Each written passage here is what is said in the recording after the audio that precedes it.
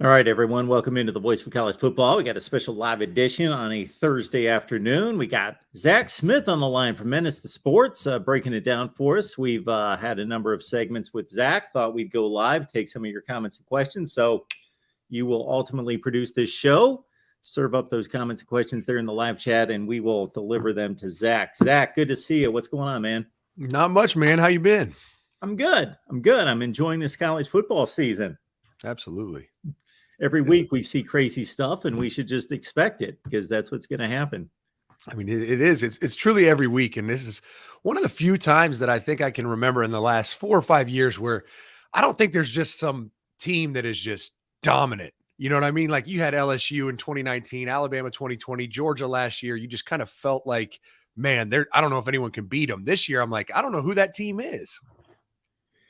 Yeah, I don't know who that team is either, but I got to think that Ohio State ranking in the top 10 defensively in the nation. And I'm a big stats guy, but I'm not a big, you're eighth in total defense. That means you've got the number 8 defense in the country. You know, right. It's about who did you play? Are you giving up yards when it doesn't matter? All that, you know, you got to watch the games and understand what's going on. But they are significantly improved on defense. They are tight out there. You know, what's really stood out to you about the Buckeyes playing defense? I mean, just the overall, I mean, honestly, it's shocking how much better they are. I mean, they were a bottom of the barrel defense last year, and now, I mean, they're playing like a top 25, top 20 defense when I watch them. And it's honestly the most shocking part of it is the by far biggest weakness of the entire Ohio State program. You watch them now, and it's the best position group on the team, the linebackers. And not only the linebacker unit, but the offensive line also has dramatically improved. So those, as far as an off season of hires goes, Ryan Day hit 2 home runs with Justin Fry and Jim Knowles. But it's such a cool defense to break down. Like it totally different, but reminds me of when I watch Brent Venables' defenses, where it's just like, this is a fun defense to watch. You know what I mean? And you bring up the linebackers. How about Tommy Eichenberg? You gotta love. You probably loved coaching guys that you had to hold them back. Like he's gonna run through a brick wall. We better, just calm him down because he's just playing out of his mind. Out of his mind, and that he's been the storyline through the first 3-4 games, and then just this past game against Rutgers, watching Steel Chambers, who looked like. I mean, it looks like an NFL linebacker on that film against Rutgers. Granted, it was Rutgers, but still, I mean, some of the stuff he was doing, closing ground, his acceleration and speed, it's unreal. It's truly unreal. And I love the fact that where in years past, under the previous regime on defense, you saw 6-7 linebackers playing, right? And it was mainly because they didn't have anyone that was kind of playing up to expectations. So they're just rolling guys. Now, I mean, you have 2 guys that play. That's it. Yeah, it's an interesting defense to watch, and it's funny to hear Jim Knowles. He made a comment this week to say, "Hey, if these guys screw up, come after me. It's my fault. If we've got some mess ups on defense, I will be accountable for that." And another interesting thing, and I don't want to get this wrong, but I believe he stated a couple of weeks ago that there are, against a good team, good offense, there's generally going to be about 5 to 7 blown plays. Like, just, this is the way we run defense, and we're going to miss it sometimes because we're going for a kill shot. We're going for disruptive plays. Yeah. I mean, you saw it. I mean, I haven't really seen it much yet, but it's going to happen. Absolutely. And I equate it similar to Greg Schiano's defense at Rutgers. And before that game, I had mentioned, because Ohio State hasn't had many huge runs, like 60-yard touchdown runs, right? Which is kind of Buckeye fans have become accustomed to that. And watching Greg Schiano's defense, that was my game prediction, was that was going to happen, because these defenses that are overly aggressive, it takes one misstep, one miscue, and you're through all 3 levels of defense and gone. And I'm surprised Ohio State hasn't really had that yet. Their breakdowns have been in the throw game and solely really the one corner position that has given up some big pass plays. But that could be any defense, right? Anyone that plays man coverage could give those plays up. So I've been overly impressed with the lack of big plays that opponents have been able to have in the run game. Talking college football, we got week 6 coming up here on a Friday night with Nebraska going out to Rutgers. That gets everything started. We got Zach Smith on the line. You can catch him on Twitter. You see it down there on the banner below, Coach Zach Smith, and also Menace to Sports. And you can catch him, it's every day at noon, correct? Correct. Every day at noon, Monday through Friday. Noon Eastern time, folks. All right. Man, coaches don't have much rope these days. 5 gone after week 5. This is unprecedented. I didn't look it up, but I've been watching college football for 40 some years, so I haven't had to look it up. Like, schools used to wait until the season was over, and they just kind of trudge through a season and be like, we're 3-7. We know we're going to fire the coach, but they always waited till after the season. Now, in recent years, we've seen 1 or 2, Clay Helton, but 5 gone. And the one that's different than the rest for obvious reasons is Paul Chryst. Yeah. He's gone to 3 Big Ten championships. He's winning 72% of his games. Just went 9-4 and won a bowl game last year. It's not like, okay, this is the 3rd bad season in a row. They get off to a rough start and he's gone. What's your take on that? And how much do you think that has to do with Jim Leonhard being ready for the job? Yeah. See, I think what you're seeing is a lot of these coaches that are getting fired, the ADs don't know where to turn, right? Because the trend in athletic directors over the last 30 years is it's went away from hiring like older coaches, or football people to more business people. And that's why some of these hires are just going sideways. They don't have the right person in that AD role to hire someone. But yeah, that's exactly what happened at Wisconsin. I think Jim Leonhard was being mentioned for the Nebraska job, mentioned for this job. And I think the administration at Wisconsin is like, wait a minute, we kind of want him to be our coach though. And so Paul Chryst gave him a reason. That's all he had to do was give him a reason. And he gave him a reason to fire him, and they pulled the plug and now they're going to allow Jim Leonhard to have a nice, 7-game resume to state his case to be the head coach at Wisconsin. And I think that's part of it in the Wisconsin case specifically. But I think that the trend in college football has been hiring coordinators, right? Ryan Day took over for Urban, right? And there's several more. Kirby was a coordinator, never been a head coach. Brent Venables. I mean, the list is extensive now. And if you look at how Dabo Swinney became the head coach at Clemson, I mean, he was a interim coach for a fired coach when Bowden got fired, right? And that has kind of yielded long-term success and put Clemson on the map. And I think some of these, like Mickey Joseph at Nebraska, I think when they fired Scott Frost, they knew that had to happen. They elevated him, and I think they're sitting there hopeful, like maybe he's our Dabo. Like maybe he can show us enough that he might be able to be the guy at Nebraska, because there's at least familiarity there. When you're going out, Nebraska goes out and hires whoever they're going to hire, right? Or whoever they're going to try to hire, Matt Campbell, for instance. There's no familiarity there. They're just basing it off of how good Iowa State was or Toledo was. I think they're hoping that they can find a diamond within their own program. And you make a good point, and I've talked about it as well since it happened, that they get that cushion of, we think Jim Leonhard's the guy, but we might as well see it for 7 or 8 games. Right. And then if something goes wrong and he really is in over his head, shoot, we go out on the open market. Yeah, absolutely. Absolutely. I mean, because you might have one, right? You might have the next Lincoln Riley right there in Madison. The other thing I think that surprised people is not only Paul Chryst's success, and a guy like that's going to get fired, that Wisconsin, top tier program, but not an elite program, usually go 9-3, 10-2. They're in that top 15 range most of the time, but they just don't, they're a conservative program. They just don't seem like they're going to be the cutthroat kind of program. Like, you had a bad 5 games, you're gone. No doubt. But, Zach, I got to think that maybe, and I might be completely wrong, when Maryland and Rutgers joined the Big Ten, that was one thing. Okay, they slotted in at the bottom. But USC and UCLA, you bring them in, and Wisconsin's suddenly on the verge of being just this average program in the Big Ten. Absolutely. And I think why this is all happening is because of NIL and transfer portal. And Paul Chryst has notoriously not really cared about recruiting. He's never really tried to recruit at a high level. I mean, so much so that I think they have the second lowest recruiting budget in the Big Ten. And I can't believe for 1 second that's because Wisconsin is limiting his recruiting budget. I just don't think the guy was a big recruiter. And so much so that the story came out today. I mean, he didn't have a recruiting department for 9 months last year, like didn't have one. And then the story about I can't remember the kid's name that played as a freshman at Michigan.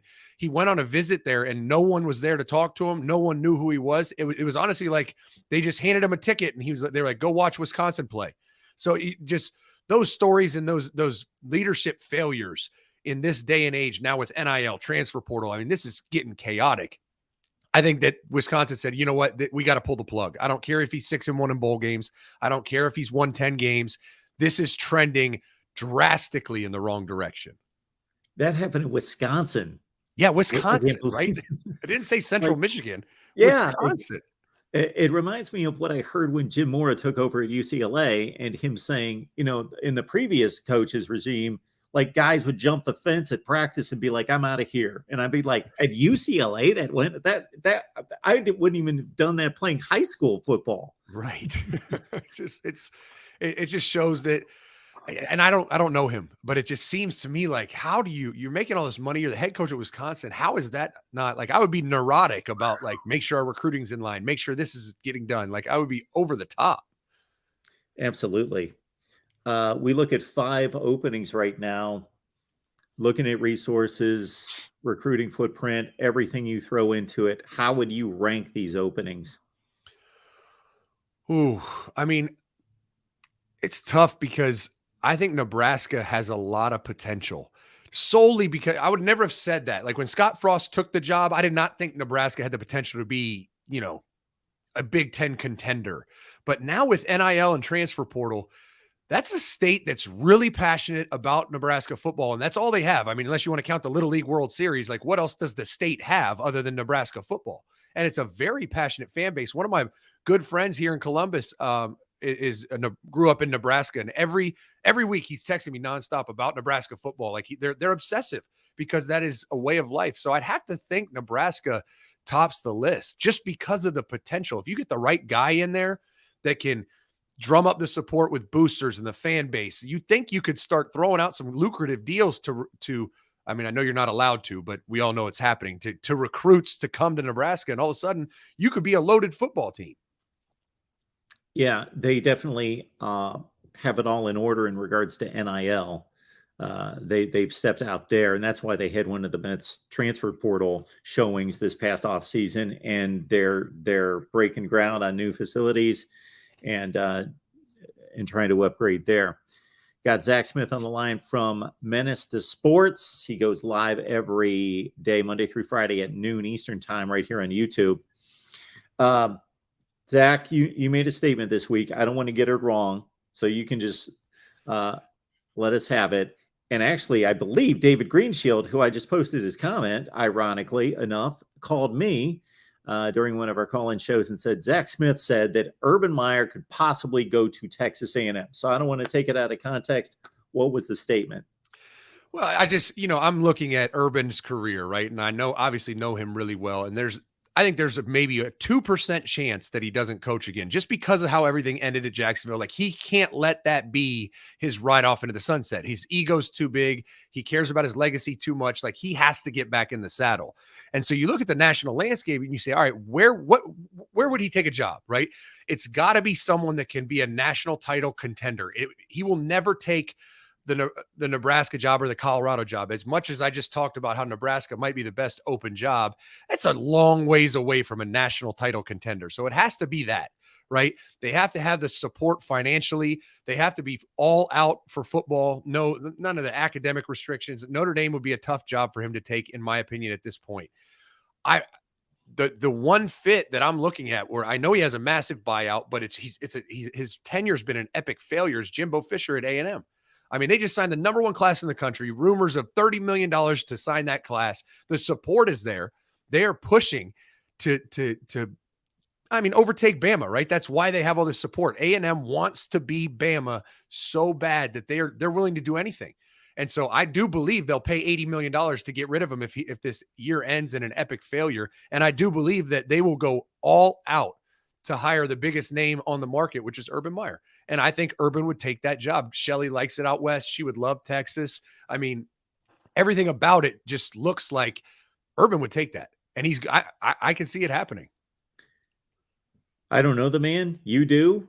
And I still, in just assessing his coaching career and what's important to him, or at least what I believe is important to him, and you just outlined it right there. I went through the checklist of, I separate him from everybody else that we talk about in the coaching ranks, Luke Fickell, Matt Campbell, all the names that are brought up, because here's a guy that's won national championships. He's got the best winning percentage of all time. He can't just look at a job and be like Luke Fickell, I'm at Cincinnati.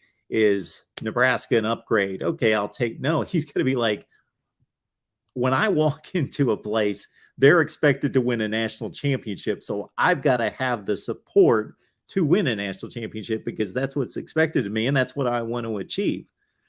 No doubt. No doubt. And there's so many reasons why it just feels like it's destined to happen. I mean, so much so that DJ Durkin, the defensive coordinator, was a GA under Urban at Bowling Green, was his co-DC at Florida. He's now the DC at A&M. Steve Adazio, one of his best friends, is the offensive line coach at A&M right now. And I mean, Elijah Robinson is a Larry Johnson disciple, is the D-line coach. And you're looking at it like, man, this just feels like this is destined to happen. It's just going to happen. And those three guys get retained. He puts together an all-star staff, and then he kind of gets a chance to re-cement his legacy as the in-division rival of Nick Saban's tail end of his career.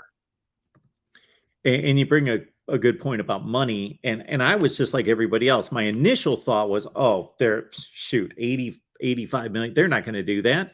Then I started to put it into context. $10 to you is different than to me, everybody in the chat. It all depends.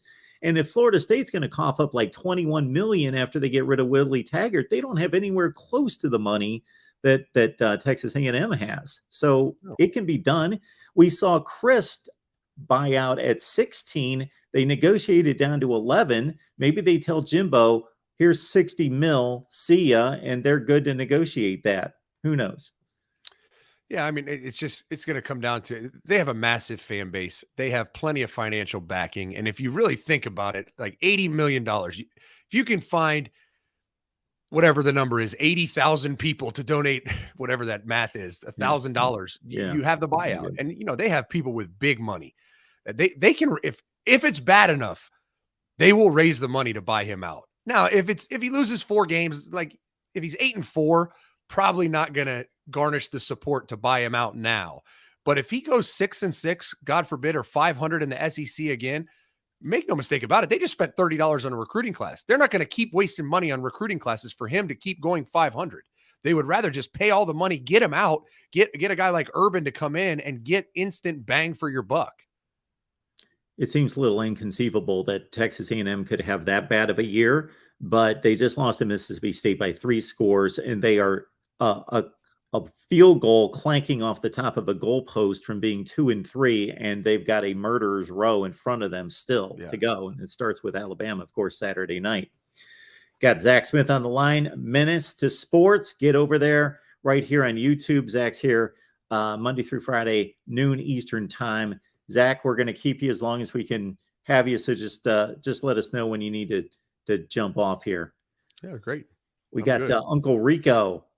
Got a question for Zach. Only question I have, his corners, talking about Ohio State corners. Between injuries and having not played a team with a passing attack, it's hard to have any idea. Yeah, I mean, Cam Brown needs to get healthy. When he's healthy, I think he's a solid cornerback 1. I think the freshmen have played well, albeit against, pretty poor skill on the perimeter. But that's the glaring weakness. The safety position is loaded. The linebackers are playing out of their mind. The D-line is playing as well as they've played in the last 3 years. So there's just one position. It's the corner opposite of Cam Brown if Cam Brown's healthy. Is Denzel Burke.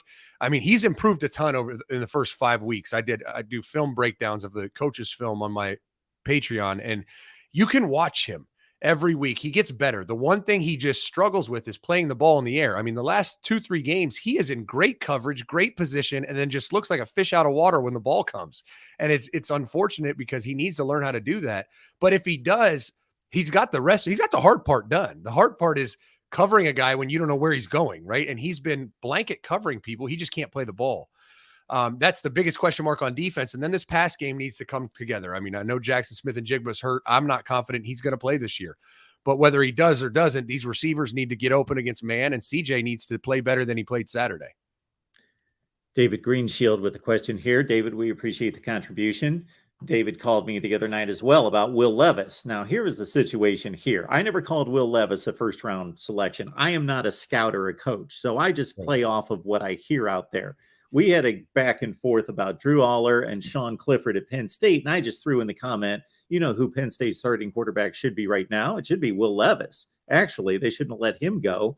And then we went into this first round business. That's what I'm hearing is Will Levis. I don't know if you've got about a first round pick, Zach. I don't know if you've got a take on Will Levis or not. I mean, look, if we use the NFL draft selections as a benchmark for competency, we are all idiots, right? I mean, Johnny Manziel was a first rounder. Tim Tebow was a first rounder. Jamarcus Russell was the #1 overall pick. Will Levis probably is a first rounder, but that doesn't mean he's going to be a first rounder that everyone's excited about 6 years from now. And I don't think he's an NFL quarterback. And I've been wrong before. I didn't think Justin Herbert was an NFL quarterback, and he's kind of proved me wrong. But Will Levis is just overrated in my opinion. I mean, they're talking about #1 overall pick, and he's just not as good as CJ Stroud. He's not as good as Bryce Young. There's quarterbacks out there that I like better than Will Levis. And case in point, just what it takes to play quarterback. You watch how Kentucky lost that Ole Miss game. It falls solely on his shoulders. They go tempo. He doesn't check to see if the receivers are set, snaps the ball, throws the winning touchdown. It gets called back because of his incompetency and his just him not managing the game like a quarterback needs to. And the very next play, he holds the ball for 5.5 seconds and gets strip sacked. Like, you can't do that and be a first round quarterback, or excuse me, you can't do that and excel in the NFL. So I have a ton of question marks about Will Levis. In taking in 5 weeks of college football thus far, has anything surprised you? Anybody been better than you expected or not up to standard? You know what? I think Ole Miss is my kind of team that has surprised me the most, because Lane Kiffin's always going to have an offense, right? He's kind of an offensive guru. He goes up tempo, no huddle. That's just kind of his shtick. But their defense is way better than I thought they would be. I mean, they statistically, they have the second best defense in the SEC when you look at yards per play. They don't give up big plays. They're tied with Bama on big passing plays and big rushing plays. They are second in the SEC with 16 sacks. They create turnovers. I mean, if you think about it, the fact that Lane Kiffin has a defense is one of the scariest things that could happen in college football, because he's always going to have that up-tempo, RPO-driven offense that has always been successful everywhere he's been. And now you're going to give him a defense? Well, Ole Miss is the biggest surprise to me, and I would not be surprised if they give Bama a run for their money on whatever it is, November 12th, because they also have a bye week before Bama. He gets 2 weeks. Lane Kiffin gets 2 weeks to prepare for Nick Saban. I also think people don't necessarily know, if they don't watch Ole Miss football at all, that they like to run the ball. They can run the ball. They led the SEC the last 2 years in rushing under Jeff Lebby, and now Lane Kiffin just continues to do it as well. So they can run it down your throats. They're not pass happy like a Mike Leach offense. Right. Zach Smith is here, Menace to Sports, breaking down college football for us. Let's go back to Jimbo Fisher. I should have asked this a few minutes ago, because this strikes me as funny. I saw the same thing with Mark Richt, or we all saw the same thing with Mark Richt. Really good coach with a great track record. He could use an offensive coordinator. He could use somebody calling plays. Is he too stubborn, proud? I would say egotistical, maybe. It's too, pride is a good thing. He absolutely needs one. I mean, Jimbo's really only had success when he had what most would call a generational talent at quarterback in Jameis Winston. I mean, Jameis Winston's deficiencies are mostly like off the field issues and things that, just being careless. But Jameis Winston was supremely talented when you talk about his arm talent and the things he was able to do. That's the only time Jimbo's had success. And outside of that, it's been pretty abysmal. And so he absolutely needs an offensive coordinator. I don't really like what he does on offense. And the fact that he doesn't have a quarterback right now, I don't see how they have better than 7 or 8 wins. RK's on the line with a question here. Please get Zach's take on CJ this year. Well, it's a tough week to ask me that because I after breaking down the film Saturday, I think that was his worst game as a Buckeye, pretty undeniably. So I'm a lot lower on CJ than reality because of that one game. But he's got to show me that he is a big time quarterback. I mean, there was 3 touchdown throws that he should have made. The read dictated him to make, and he didn't make because the pocket wasn't perfect. He takes off and scrambles and just he avoids contact like it's the plague. And you can't do that and play big time college football or play in the NFL. I mean, you see every quarterback has to throw with pressure bearing down on him. And that's the one thing. And the other thing is he just won't run the ball. I mean, he just won't do it. He threw a ball into triple coverage because they were bracketing everyone. And when defenses turn their back and run with receivers, the quarterback has to make them pay for that. And it's not going to be with your arm.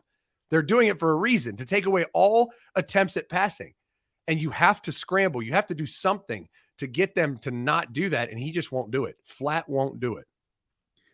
Zach, it almost seems like a situation comparing Ohio State and Michigan and what we saw in Ann Arbor last year, that Ryan Day is always going to be a pass-oriented guy. That's just his DNA. Harbaugh is always going to be I want a fullback, I want a tight end. Yeah. But it seems as though while their DNA has stayed the same, Ryan Day obviously saw what happened in Michigan last year and was like, we're going to toughen up. We're going to run block. We got Mayan going. Travion's coming this week. We're going to be tough. And obviously they beat up Notre Dame in the fourth quarter running the football, and they proved a point. And they've continued that to be not just a team that can run the ball because they've got talent like they did last year. They were like 3rd in the nation in yards per carry, but run it when they need to. Where Michigan has stayed with their DNA, but they seem to dress it up to make it look fancy, run a lot of different plays and formations. But once the ball snapped and get in somebody's hands, it seems like it's the same Michigan offense. Yeah, there's no doubt. I mean, they both have their kind of who they are at the core. And I do have to give Ryan credit. I mean, whereas in years past, when things weren't going well, he launched it 50 times a game. And what you've watched through 5 weeks is he's built trust in his offensive line. And I mean, they're thin at receiver. They're not very deep. They have only 2 or 3 guys, I think, that can play at a championship level right now. The rest of them are young or just maybe not good enough. And so they've been going 2 tight ends. I mean, there's snaps on the goal line where there's not a receiver in the game, which Ryan, didn't even know Ryan would even think that way. But the hire of Justin Fry has proved to be one of the best hires he's made, second to only Jim Knowles. I mean, this offensive line is the best offensive line in college football right now. I mean, they're number 1 in the Big Ten in sacks allowed, number 1 rushing offense in the Big Ten, the number 1 offensive line in the Big Ten allowed TFLs. They're playing at an elite level right now, and he trusts them and he rides them. Zach, I got to think you had a strong take one way or the other on this whole punting fiasco against Rutgers and the fake punt.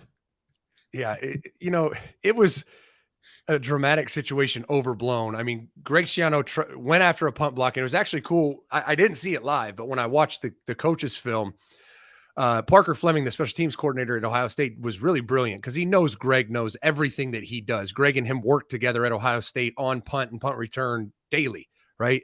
And so he checked the punt, and Greg, the punt block team, thought they were going to roll out to the punt block team's right, and he flipped it on him and rolled out to the punt block team's left, and there was no contain there. And that's just what the punters taught on those half roll punts is you don't punt it until they force you to punt it to allow coverage to get downfield. Well, he's sitting there like, well, they're not going to force this. And then he sees the first down. The kid just took off. It wasn't a called fake punt. It was just his reaction to them not having contained because they were trying to full sell and block the punt. And then the whole, the hit out of bounds obviously was a little dirty by Aaron Cruikshank. And then the whole scuffle and Greg Schiano leaving the sideline. Schiano left the sideline for one reason. So he could walk in that team meeting room Sunday with his chest out like, I had your back. Just so to build a little trust with his team. He wasn't going over there for any other reason, but it was theatrics at its finest. I mean, here, the head coach of Rutgers, who Ryan Day fired, is charging the sideline. Ryan's going after him. It was fun to watch. And our episode on Saturday, our reaction show, did like triple the numbers. So I'm thankful, but it was all theatrics. People love that kind of stuff. Yeah. Oh, they love it. The minute it happened, I was like, man, we're going to have a ton of views. I don't know how much of a big of a sports fan you are outside of football, but whether it's in football or across the sports landscape, where do you stand on the we don't throw the ball when we're up by 50 points, or we don't steal bases when we're up by 10 runs or whatever? Listen, I think specifically in football, you sub your guys in when you have a lead like that. And if the team you're playing can't stop your twos or threes, that's on them. I mean, I get it. Keeping CJ Stroud in the whole time to pad his stats, that's classless. I got no time for that. But when it comes to like the backups going in and the backup running back pops a 70-yarder or 50-yarder, it's like, I'm sorry. Like, what do you want them to do? Take a knee every play? It is football. It is your job to stop them. If they pull their starters out, they're doing you a favor. Like, they're showing mercy. Now, hopefully your starters can stop the backups. On one hand, you could say, what's more insulting, that we play full go and we run it up to 60-0, or we treat you like a bunch of third graders and run off tackle and kind of insult you that way to say, you're not a worthy opponent for us to even run our offense really for the rest of the game. Yeah. I mean, I think that's exactly it, right? It's like at some point, it's like, I guess you could feel bad for the other team if your threes are in and gashing them. But I don't know what you do at that point. Like, what do you do as a coach? If you think about Ryan Day's job, right? CJ Stroud gets pulled out of the game. He puts Kyle McCord in. He has an obligation to get Kyle McCord ready in case CJ Stroud gets hurt. Kyle McCord needs to throw the ball in game-like situations to get those reps to get better. And if he just runs it to be nice to Greg Schiano, he's doing a disservice to his team. You can't do that. I got a problem if CJ's in up 50, launching it all around the field. That's classless. But if Kyle McCord's the guy doing it, stop him. This is our backup quarterback. What do you want him to do? And you got to think about these. Yeah, absolutely. Just to extend on that point, regardless of whether you're playing quarterback or left guard or whatever position you're playing, if you're a 3 and you get to see the field a couple times a year, you're lifting weights every day, watching film, busting your tail all year, and you get to play in a game.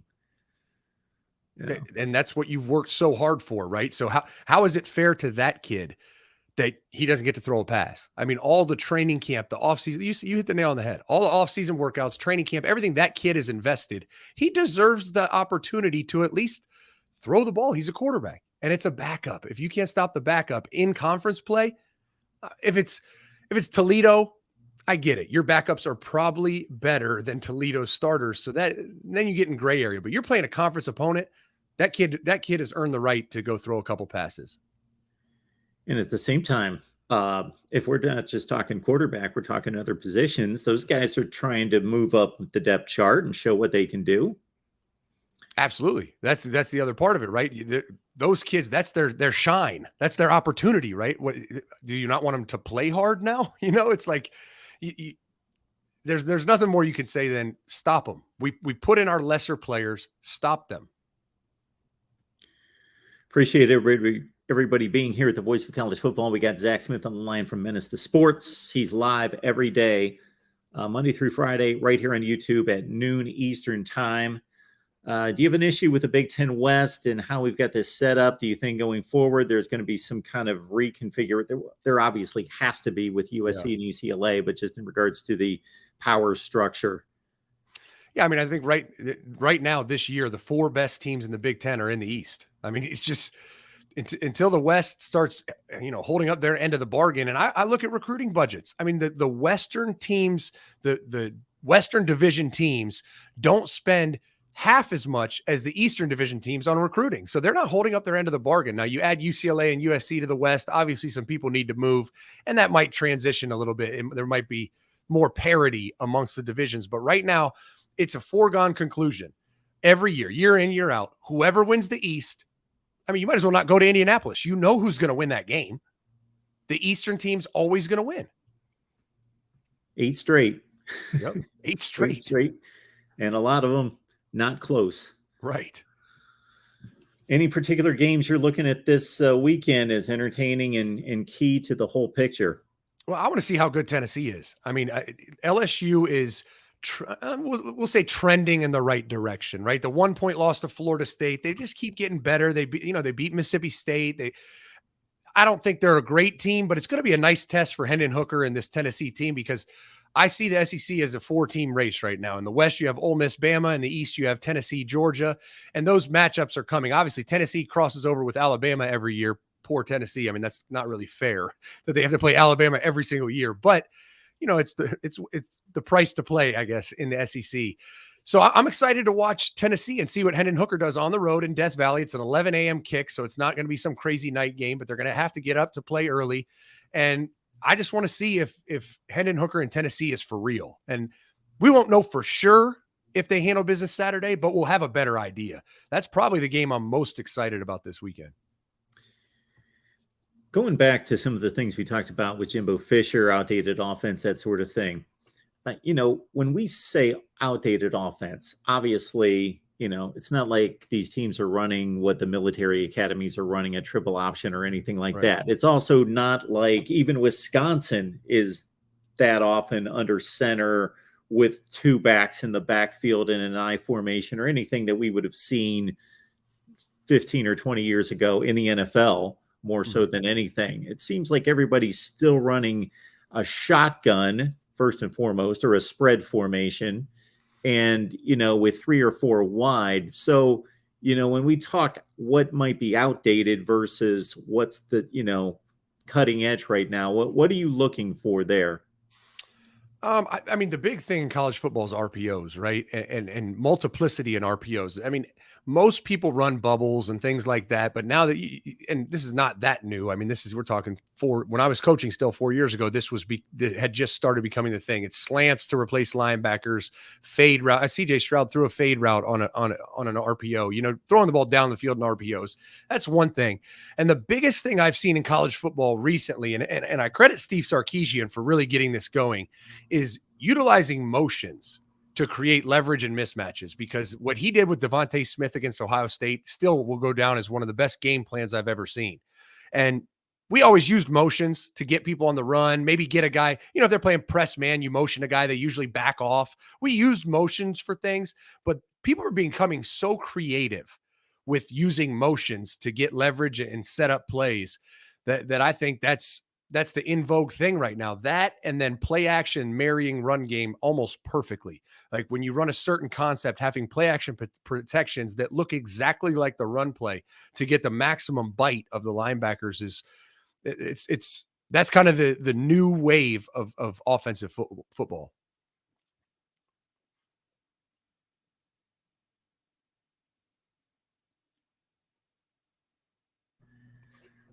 Are you looking, Zach, at the national landscape as we stand right now? A little mowing going on in the background, and I don't have my complete setup here, so not a mic hookup. But so basically, at the national landscape, nothing's changed for me with Ohio State, Georgia, Alabama as being separated from everybody else. If there's anybody for me that could not necessarily join them, but be attached there closely, would be Clemson and Michigan are my next two in line. Maybe Oklahoma State's really good. We'll see. Who do you think can jump into that playoff arena? I think the USC has a chance to be real. And what I watched from UCLA too, I mean, they're better, far better. I thought they were a fraudulent team. I watched them, handle a decent Washington team who, I mean, I don't think UCLA is real, but I think USC is real. I mean, you look at their defense. I mean, Lincoln Riley's similar to Lane Kiffin. Lincoln Riley's never had a good defense, right? And the biggest thing I look at in evaluating defenses is how well they tackle, because that's something that's just fundamental, right? You do have to have some talent and ability to do it, but you can be a good tackling team and not be the best defense in college football. And USC, of the undefeated teams, has been the third best defense when it comes to tackling. They've missed 34 missed tackles through 5 games, and that's exceptional. And so I think that USC has a chance to jump in that mix. I've been saying Clemson is fraudulent, but every week they just get a little better and push towards, maybe out of my fraudulent category. And so I don't know that Clemson is that team this year. I think literally Michigan, Ohio State, and Alabama are the teams, the 4 teams. And the other one, Mark, that I think that no one's really talking about, that I think has a chance to really make some noise, is TCU. TCU, I have a buddy at TCU, and he sent me, they do these Zephyr reports, where they measure, heart rate, max, all this crazy science stuff that really doesn't matter, but they measure top speed in plays. TCU had 11 kids on Saturday, 11 kids run over 21 miles an hour. And for a point of reference, the NFL this whole season has only had 10 players do that. So TCU has, fast team speed. It's funny you say that because, of course, they get the big game coming up against Kansas, and we had a TCU person on a few days ago, and they were just talking about one of their corners or wide receivers being fast. And I go, what is the deal with TCU? When TCU's at its best, they always have like 5 or 10 dudes that just fly. Why?